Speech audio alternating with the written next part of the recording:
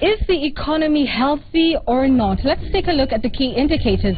On average, inflation has eased downward to 6.99% compared to 7.03% in the same period in 2014. Now, this means that the cost of living has somewhat come down over that period, though Kenyans would still debate that they would hope to see it go even further down. Now, the Kenya National Bureau of Statistics data shows that the country's gross domestic product in the 3 months to June 2014 expanded to 6.0%. Now, this is compared to Kenya's 2015 real GDP estimated to have expanded by 5.5% during the second quarter of 2015. Now, in 2013, the country's debt stood at 1.9 trillion shillings in August, and in June 2014, the debt stood at 2.2 trillion shillings and now stands at a record 2.93 trillion shillings. 51% of the country's debt is held by foreign lenders and has to be paid in foreign currency. Now, another key indicator is the exchange rate, where the Kenya shilling has sharply depreciated against the US dollar. In January this year, one US dollar was exchanging at 91.95 shillings. Today, one US dollar is exchanging at 102 shillings, 0.02 cents. That's to the shilling. So the exchange rate has prompted the central bank to signal higher interest rates to slow down the shilling slide. In fact, in the last 4 months, we've seen the interest rates gradually soar to levels last seen in 2011. In the second quarter of 2014, the weighted interest rates on commercial bank loans averaged at 16.68%. By October 2015, the rates are averaging now at 27%, all of which bring to bear the question tonight: how is the economy performing? Joining me now is Dr. Kariuki Thugge, Principal Secretary in the Ministry of Finance. Thank you so much for coming. The biggest concern that Kenyans have is right now in terms of the state of the economy would be interest rates. Granted, CBK had to take certain measures to strengthen the shilling, but this spillover effect seems to have seen banks just run away with it without any real measures to protect the borrower. What can you do? What have you done to protect Kenyans? Okay, thank you very much, Anne, for giving me this opportunity to explain these issues. Let me first say that in terms of growth, we still are expecting fairly robust economic growth. We are expecting somewhere in the range between 5.5% and 6%. We've had to revise that growth downward somewhat, based actually on some of the figures that you just mentioned. The first quarter this year, actually the economy grew by 4.9%. The second quarter by 5.5%, slightly slower than last year. Part of that slowdown is because actually a lot of countries are also slowing down. The growth is slowing down. China has slowed down significantly. The Eurozone continues to have quite a number of issues. So actually there is a global slowdown in economic growth. Indeed, in the last annual meetings of the IMF and World Bank, global growth was reduced from 3.7 to 3.1. In terms of the African story, the growth for the sub-Saharan Africa countries has been reduced from 4.5 to 3.7. So you're saying Kenya is still performing pretty well? Kenya is still performing quite well, and we expect it to continue to perform well. On the issue that you mentioned of the interest rate, again, part of this is really as a result of external factors rather than internal factors. You may recall that when the shilling started to depreciate, part of the reason for that is because the US dollar was becoming very strong. And indeed, the US dollar has become very strong against virtually all currencies. And so when the shilling started to depreciate because of the US dollar, the central bank found it necessary to stem that depreciation of the Kenyan shilling. And they did that by tightening monetary policy, withdrawing liquidity from the system, and that caused the interest rates in the market to rise. And of course, at that time, the Treasury bill rates were lower than what was in the market, and that caused us not to be able to borrow as much as we would have, we had planned. Now the situation has completely turned around. Yes, interest rates Treasury bill rates have gone up to above about 20%. But the market is now responding very strongly.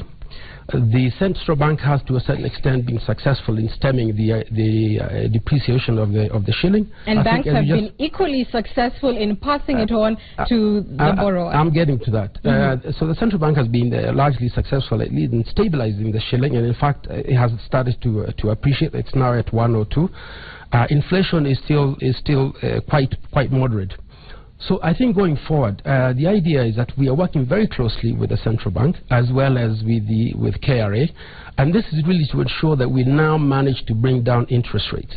I think there is scope for central bank to loosen monetary policy somewhat, and that should provide credit to the financial system. And there's still also scope for improved administration of tax collection at KRA, all of which really should result in a slowdown, or at least in a reduction in interest rates in the next, I would say in the next, if not this coming week, certainly in the next 2 weeks. What would your projections then be? Christine, as far as the Kenya Bank's reference rate, is concerning, that was supposed to, basically tell be a formula where banks wouldn't go beyond a certain threshold. It feels that it hasn't been successful. So what would your projections be based on the interventions you've talked about? Well, the KBR, I think, is still successful in the sense that it is based on the 91-day Treasury and the CBR rate. It's the additional factors, the cost of borrowing, that has actually resulted in the higher interest rates. So I think, as I said, going forward, what we are also getting a syndicated loan this coming week, and we think that will also reduce significantly the demand for funds from the government. And again, this is also part of that process of ensuring that we lower interest rates. But I think over time, what would be a significant drop in interest rates for you if these measures were to carry through? It's difficult to say right now because, as you know, interest rates are market determined in Kenya. What I can tell you is that we are taking the measures that should result in lower interest rates in the coming weeks. All right, I suppose a lot of Kenyans will be like, let's wait and see if that actually happens. But would you agree that banks have had rather punitive measures on the borrower? I think the rates have gone up too rapidly and too high. I do think that there's room, I think, for the banks also to try and lower those rates down. At the end of the day, if the economy does not perform, the banks are also going to be affected. So I think it's in the interest of the banks themselves to ensure that we manage to lower these high lending rates. Many Kenyans would say that, whereas we have these macro projects that for, perhaps good reason the government is investing in terms of infrastructure, that there's been a problem in the focus that the Kenyans need financial interventions that result, in better prospects for them today, that they're not willing to wait another 5 or 6 years when standard gauge is up and running, etc. And that one of the key areas where this government would have helped them is really to bring down inflation. Let's see the cost of living go down. What would you say about that? Have these priorities been skewed or perhaps out of touch with the very common needs of Mwananchi?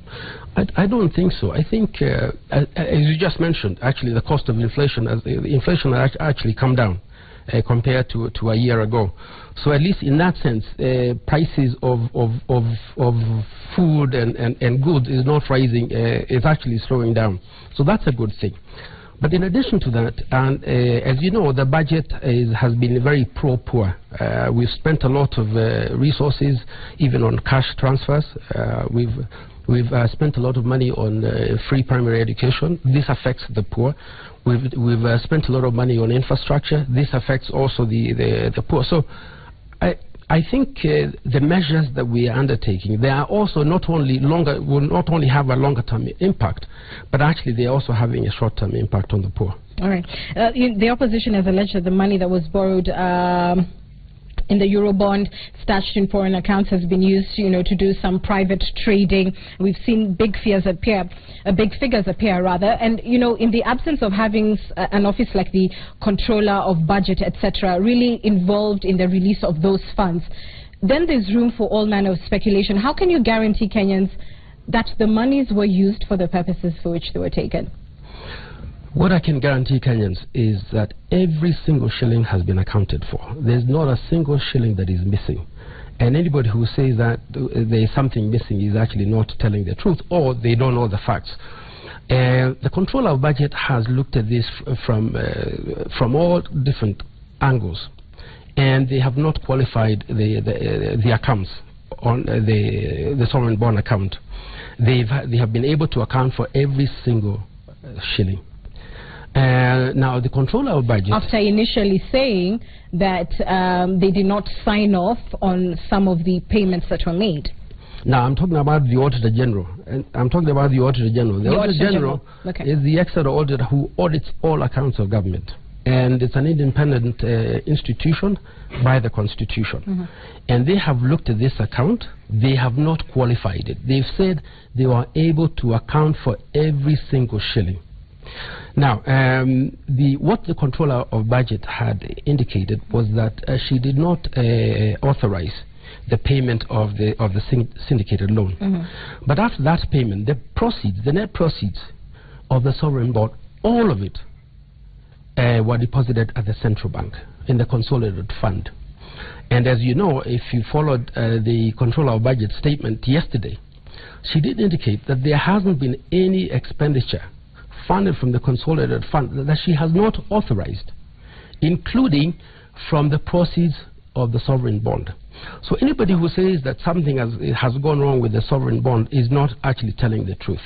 The feeling, though, is that even with the counter accusations, that the communication from the ministry, from the Treasury, has been basically, you've been scoring own goals on this, and that a lot of your work seems to still be shrouded in a lot of unnecessary mystery, I beg your pardon, and that in itself goes against the spirit of transparency. Well, I think on this particular one, Anne, I think we've been very transparent about the sovereign bond. I don't think there's any question about that. Besides, the investors who actually loan us the money, they are also concerned about what that money is used for. None of the investors has raised any issue with regard to that sovereign bond. So I think in terms of transparency, as I said, the money was brought back to the central bank. The Controller of Budget herself has confirmed that she authorizes the expenditures from that account. The Auditor General, several times, by the way, in the Public Accounts Committee, has not qualified any of those accounts of the sovereign bond. So all the proceeds of the sovereign bond were used for the purposes for which the bond was issued. And it was issued for three purposes. One was to support the budget, including infrastructure. And the third was now the payment of the syndicated loan. All that has come true. Perhaps the part that hasn't come true is that it was also supposed to bring down interest rates and stop government's local borrowing. That is also not true. If you look at when the sovereign bond came in, and if you look at interest rates, for example, if you look at the 91-day Treasury bill, it declined from almost 11% to about 8.5%, even as of May of this year. So there was actually a decline in interest rates. With regard to the exchange rate, if you look at the depreciation of other currencies, for example, Uganda's currency depreciated by almost 50%, 45 to 50%, from last year to this year, September. Similarly, Tanzania's exchange rate has depreciated by over 30%. This is how the Parliamentary Budget Office would challenge. I beg your pardon, sir, because we're running out of time. Perhaps you would incorporate this in your answer. I beg your pardon. This is how the Parliamentary Budget Office would challenge your answer in terms of its success. It says, with respect to interest rates, the intended reduction in the borrowing has not been felt. The 91-day Treasury bill rate reduced slightly in August, as you mentioned, in 2014, after the bond was issued in June 2014. It stabilized until May 2015, and thereafter there's been an upward trajectory. This indicates the sovereign bond did not have the huge impact on domestic borrowing that the government had touted. I would not agree with that. Just to finish my train of thought, with regard to the exchange rate, the shilling has depreciated the least of all the neighboring countries. It has depreciated by 22%, others by a huge amount. If we didn't have that sovereign bond, We could be talking about an exchange rate of maybe even 130 shillings to the dollar. We are not. We are talking about 102. Similarly, with regard to interest rates, if we did not have that syndicated loan, we would have had to borrow from the domestic market. And if we had done that, and you know it was a lot of money, if we had done that, we would not be talking about interest rates of 20%. We could be even talking of 40%. So it is not correct to say that it didn't have an impact. In fact, it did have the impact that was intended. All right, Dr. We'll wait and see how those rates perform next week. And if your prophecy will come to pass, we certainly hope it will, for the benefit of all Kenyans. Dr. Thugge speaking to us.